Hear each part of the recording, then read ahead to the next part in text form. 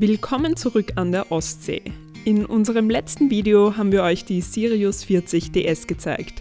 Ein Boot, von dem wir zugegeben ganz schön begeistert waren. Ich muss sagen, das hat schon was. Das kann schon viel.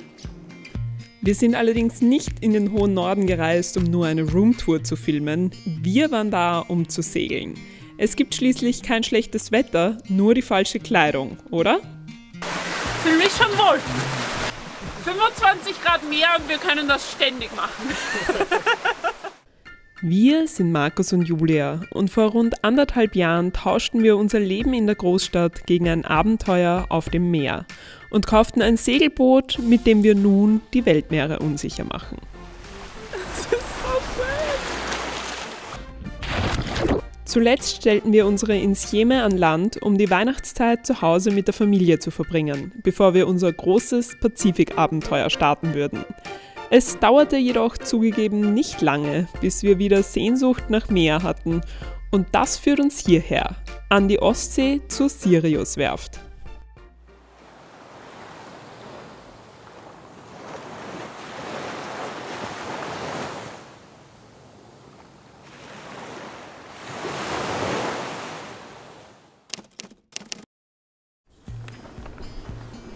Es geht los.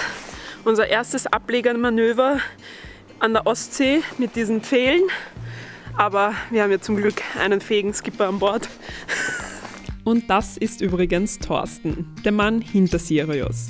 Er hat die Werft 1995 von seinem Vater übernommen und führt sie seitdem mit derselben Begeisterung und Liebe für seine Schiffe weiter.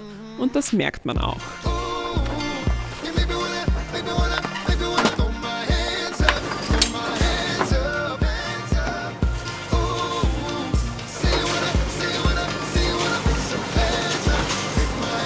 Schaust du ein bisschen erfroren aus. Von der Reling runternehmen. Die Steuerbordleine kann schon ganz weg. Die Leinen nachher, wenn wir raus sind, einfach vorne in den Ackerkasten schmeißen. Musst du auch nicht groß zusammenlegen, die brauchen wir nachher wieder.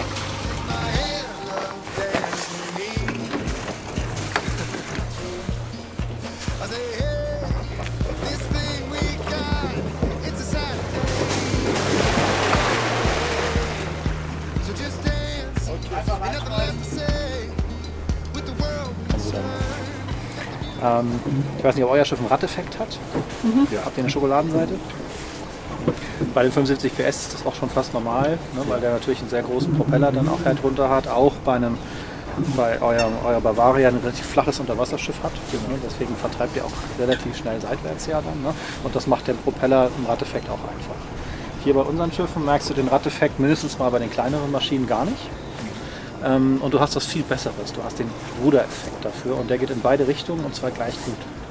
Das zeige ich euch einmal, wie das in der Praxis funktioniert. Wenn ich einen ganz kurzen Schub Gas gebe und sofort das volle Wasser, was der Propeller nach hinten schmeißt, auf dem Ruder habe. Wenn ich das Ruder jetzt in die andere Richtung nehme, einen kurzen Schub Gas gebe, dann fährt das Schiff einfach seitwärts in die andere Richtung. Und so kann ich hier wirklich rückwärts lang traversieren und auch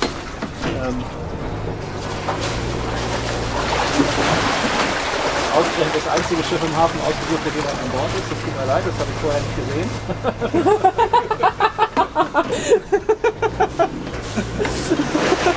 Aber ich kann hier jetzt wirklich ganz einfach das Heck einfach in die Richtung steuern, in die ich es hinhaben will. Unter Thorstens Anleitung manövrierten wir also bis auf wenige Zentimeter zwischen den Nachbarbooten umher. Würden wir so nicht unbedingt nachmachen.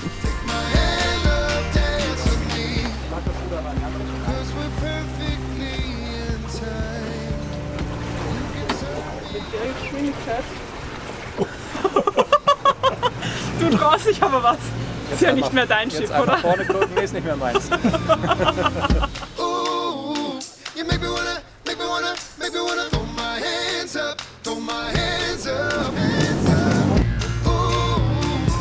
Was ist das für ein Gefühl am Steuer im Hafen? Ja. Ganz schön ungewohnt. Normalerweise tue ich nur die Leinen zusammen.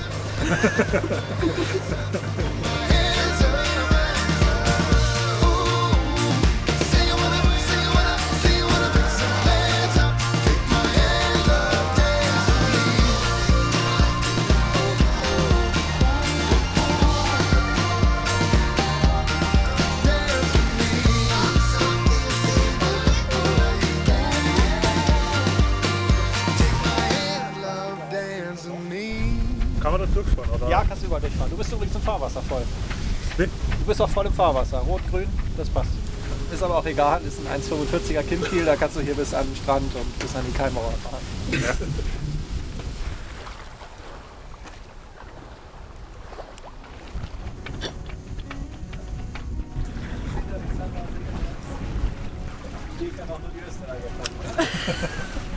Naja, streng genommen war es deine Idee.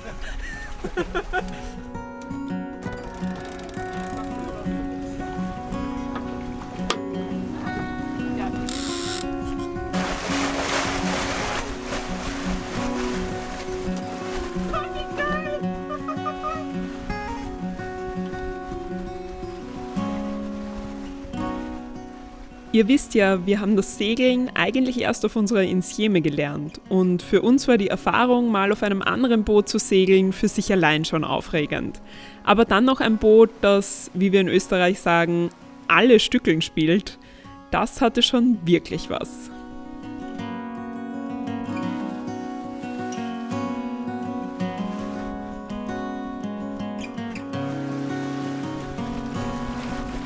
Das Boot ist auch richtig schnell. Also wir fahren jetzt 7 Knoten bei 10 Knoten Warnwind, Scheinwarnwind. Also Ist schon geil.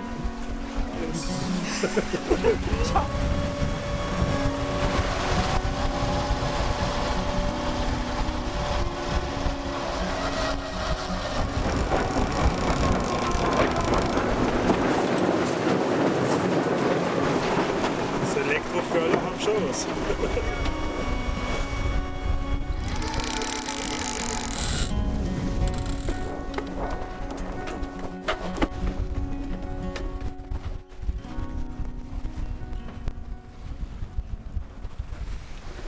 Ist natürlich Komfort. Ne? Vor 7 bis 10 Jahren wäre da kein Mensch drauf gekommen, Ja, sowas elektrisch zu machen. Ne? Und Ja. heute ist es fast Standard. wir merken das auch immer. Also wir haben ja früher auch YouTube-Videos geschaut und damals haben wir noch diskutiert, ob man im Kühlschrank in der Nacht überhaupt braucht oder ob man auf den verzichten kann in der Nacht. Und heute ist das Standard, da würde niemals einer Ja. drüber nachdenken. Ja. Ja, Heute redet man eher über 1 oder 2 Gefrierboxen. das ist so, ja. Aber es ist ja auch mehr möglich geworden. Das ist einfach mit dem, erst mit AGM-Batterien, später dann nachher mit Lithium-Ionen und sowas. Okay, ich muss mich kurz aufwärmen. Herinnen rennt noch immer die Heizung und es ist so schön warm.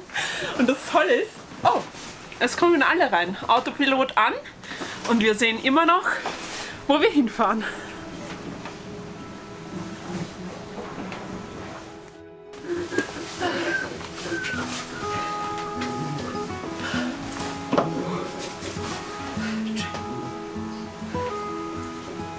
Sehr geil. Oh Gott, das ist geil.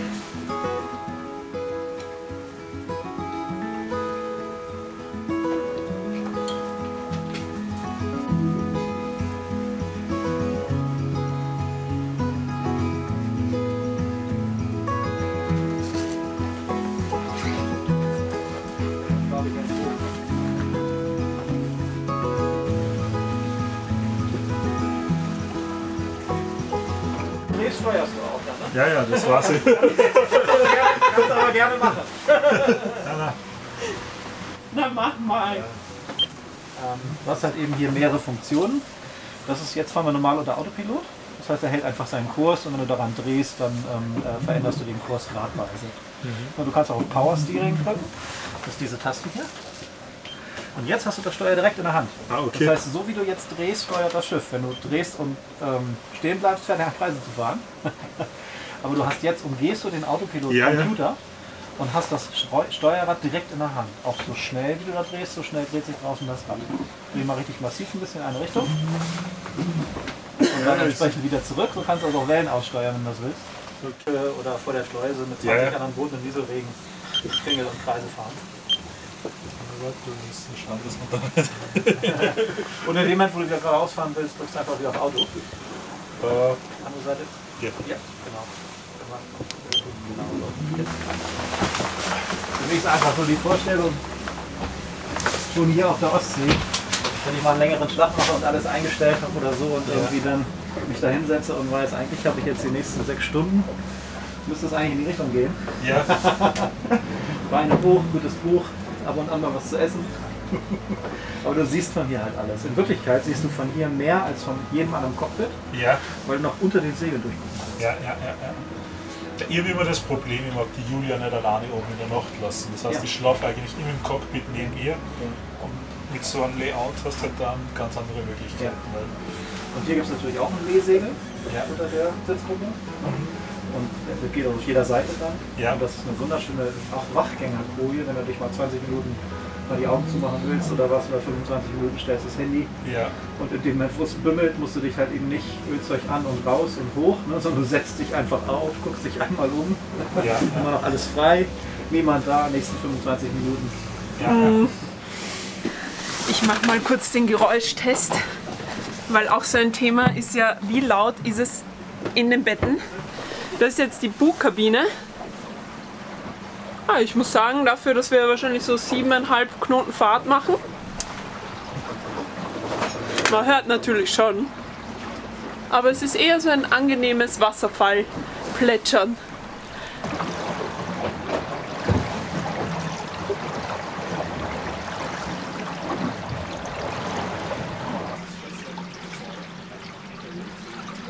Und das ist die Mittelkabine. Boah, und ich glaube, das wäre mein Spot für die Nächte auf Passage in der Freiwache. Ist schon wahnsinnig angenehm da herinnen. Hat man auch eine große Luke für die Belüftung und das Fenster nach draußen. Ist schon sehr schick, muss ich sagen. Sehr, sehr schick.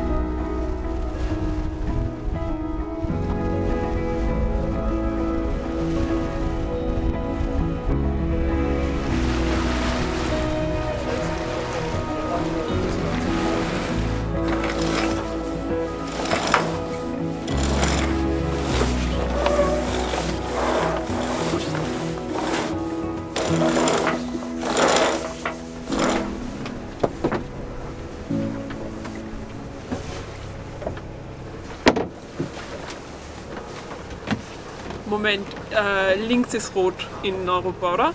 Ja. Ja. Wir haben einfach nochmal überlegt.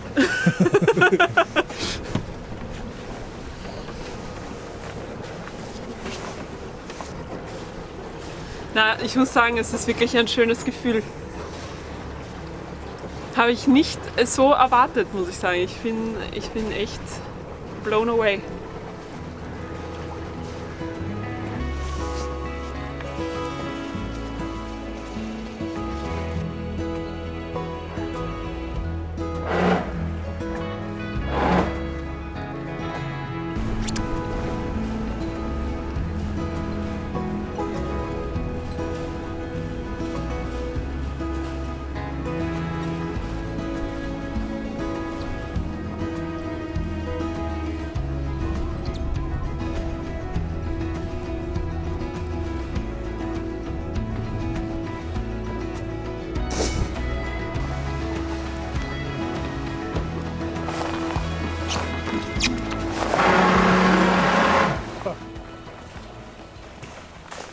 Was für ein tolles Erlebnis. Ich glaube, das werden wir nie vergessen, wie wir am 10. Dezember an der Ostsee segeln waren. Und dann auch noch so ein tolles Schiff. Das kann schon sehr viel. Was für ein Tag. Aber da war doch noch was, oder? Wir haben euch doch noch einen Blick hinter die Kulissen versprochen. Der folgt allerdings in einem Extra-Video in den nächsten Tagen, denn wie es Thorsten nach 2 vollen Drehtagen richtig auf den Punkt gebracht hat, Ich denke, das ist eine Menge Arbeit, das zusammenzuschneiden. wir freuen uns jedenfalls sehr, wenn ihr wieder dabei seid. Und wenn ihr in der Zwischenzeit was zum Aufwärmen braucht, schaut doch mal bei unserem Facebook oder Instagram vorbei. Da versorgen wir euch nämlich regelmäßig mit Up-to-Date-Infos aus der Karibik. Also, bis dann.